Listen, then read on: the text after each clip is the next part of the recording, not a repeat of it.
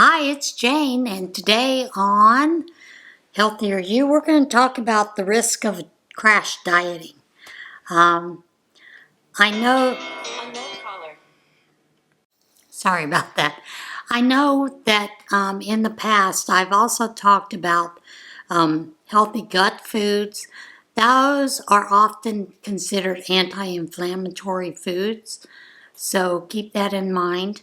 But crash dieting is something totally different. So, let's start with the medical disclaimer. Always check with your physician before starting any exercise program or diet regimen. Information here is my personal research into different health topics and is not to be considered medical advice.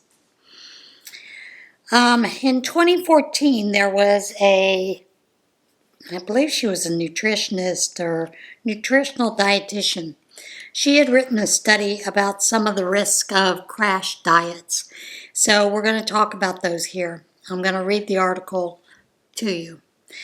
It often seems appealing to lose weight quickly. For many of us, it's easier to think about severely restricting what we do to see rapid gains in a short period of time than it is to think about making long-term sustainable life changes. But rapid weight loss, especially the sort that we commonly call crash dieting, is not without risk, and you really need to consider those in relation to the rewards you're getting. Some of the risks that you'll get are going to be gallstones. The gallbladder is a small organ that lives right below your liver, stores a liquid substance called bile that helps you break down the fat in the foods that you eat. These gallstones are formed when substances in that bile crystallize, and then those crystals start growing together. Sometimes they're little bitty like sand. Other times they can be as large as golf balls. Large stones cause a lot of severe pain and sometimes great big illness. Rapid weight loss, more than 3 pounds a week, can significantly increase your risk for gallstones forming. So, she had studied and it showed that up to 1/4 of the people who did diets that were low in calories, as in 800 calories or less, developed gallstones quickly and easily. So, that's not a good thing. Then there is loss of lean body mass. Believe it or not, even if you're a big girl like me, you've got some lean body mass under there. Okay? Because there's got to be something carrying all this heaviness. Okay? And that's a lot of muscle that's carrying your body mass. So when you lose a lot of weight, some of that is your lean body mass, muscle and bone rather than fat. Following those strict diet protocols can often cause this, but if you're doing it under a supervision of a health professional, that's going to help you minimize that loss. And that's why it's important to make sure you are in touch with your physicians, your physician's assistants, whatever it is you're seeing, your medical people. So if you are doing a very low calorie diet, yeah. Because on top of that, that's gonna contribute to a lot of bone tissue loss, which will cause a lot of frailty in your bones, and you're going to most likely, as you fall when you get older, see a lot of breakages. So, it also creates poor nutrition. We get our nutrition from protein, fats, vitamins, minerals from the food that we eat. So it's important that we know that we have those essential ingredients so that we can get those in minimum amounts each day and eat those regularly to make sure that we have good health. When you dramatically reduce what you eat, it can be hard to meet those nutritional requirements. Additionally, some of those things like no carbohydrate, no fat, no dairy, and so on will make it even more challenging to get complete nutrition. let me give you an example. When we're studying like Mexican diets, if you are looking at tortillas, beans, or beans and rice, the complete nutritional package to that is adding in cheese to it. So those are real important for you to get those nutritional needs, those essential nutrients that you need. They can cause both short-term and long-term health issues for you if you are not getting the nutrients that you need. The rebound effect is it's hard to keep it off. If you do a crash diet, you may lose weight temporarily, but it comes right back on. Choosing a healthier alternative to that, something you can sustain as a lifestyle instead of just a way to lose weight, is going to be more beneficial. Also, you're going to see some electrical imbalance, electrolyte imbalances. You may see abnormal heart rates and rhythms, low blood sugars, dehydration, gout, hair loss, weakness, constipation, and a whole lot more. Keep in mind that those people that are bulimic, they suffer a lot of those things. They suffer a lot of electrolyte imbalances, abnormal heart rates and rhythms, dehydration, hair loss, weakness. I mean, when you stop and think about it, that is what killed Karen Carpenter, was her bout, her problem with bulimia. And additionally, even though she was getting well over it, it was her heart, the heart arrhythmia, that actually killed her. So, you want to be careful when you're doing very low carb diets, when you're doing very low calorie diets as well. You also need to be real careful and make sure that your doctor is fully aware of what you are doing. Is it bad? Yeah, it can be really bad for you. Because mostly you're not going to be able to keep it off long term. Those are some of the biggest issues that you see. And so when you're considering weight loss, most experts consider 1 to 2 pounds per week as a healthy and safe rate. Losing more than that puts you at risk for a lot of health problems, all kinds of nutritional deficiencies. And some of the ways, not only between crash diets, a lot of these folks that are doing this also try to lose weight by exercising a lot, over exercising. So if you're seeing a large weight loss initially, that's probably perfectly normal. A lot of professionals will call that water weight, and that is a lot of what you are losing when you first start losing weight and you see a big weight drop. You're seeing you're consuming a lot fewer calories than your body burns. Your body dips into those stores of energy that they have, known as glycogen. Glycogen is your body. So when you're burning your body for glycogen fat burn, your body releases the water that's in those cells. So that's what you're seeing when you do originally you see that big weight loss. And the biggest thing is trying to keep that weight loss off for longer.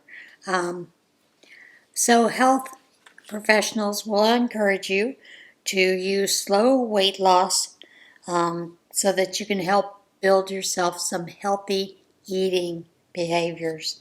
Things like more fruits and veggies, less sugary items, sugar sweetened drinks. That I was in a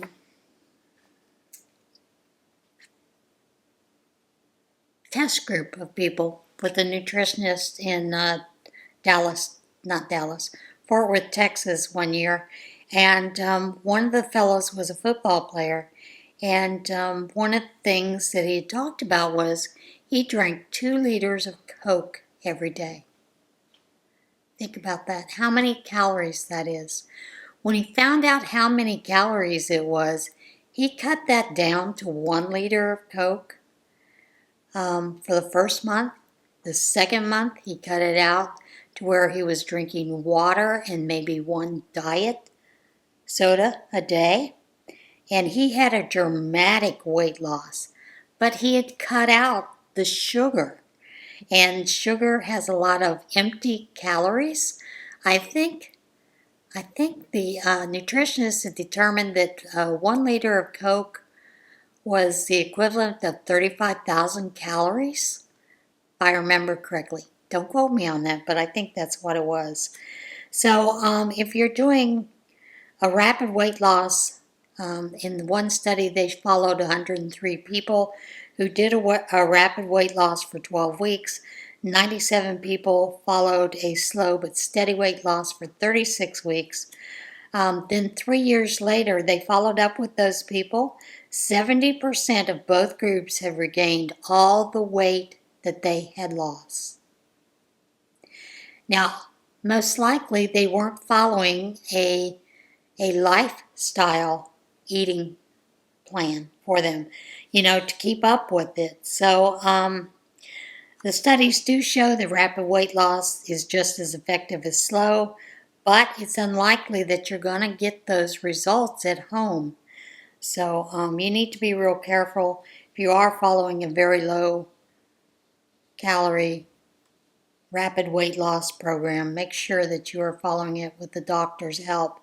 And who remembers Oprah when she did the MetaFast? She lost so much weight, and how quickly did she gain that back? Because she'd stopped the MetaFast and went back to eating like normal. So we do have to learn to eat a different way, something to maintain that lifestyle when we've lost our weight. So yeah, think about that. So you're going to lose muscle mass, like I said. You're going to, one of the things that was interesting is the results finding that by actually doing rapid or crash dieting, you actually slow your metabolism. Losing weight too fast does slow your metabolism because your metabolism determines how many calories you burn each day. Slower metabolism means you're burning fewer calories per day.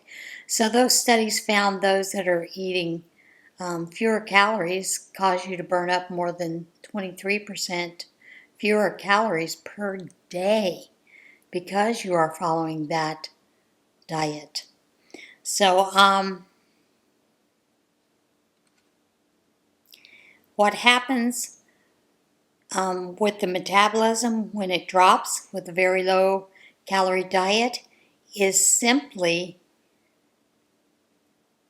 that you're not only losing a lot of muscle, but your hormones are going to decrease, and hormones regulate our metabolism. Thyroid hormone. I have hypothyroidism, so I see a lot of issues around that. It's harder to lose weight with hyperthyroidism, but it's not impossible. It just takes a little longer. You have to do things a little smarter. We talked about the nutritional deficits. And one of the things that happens is most likely with most people, they'll see the nutritional deficits in iron, folate, and vitamin B. Those tend to happen when you're on low-calorie diets. Hair loss.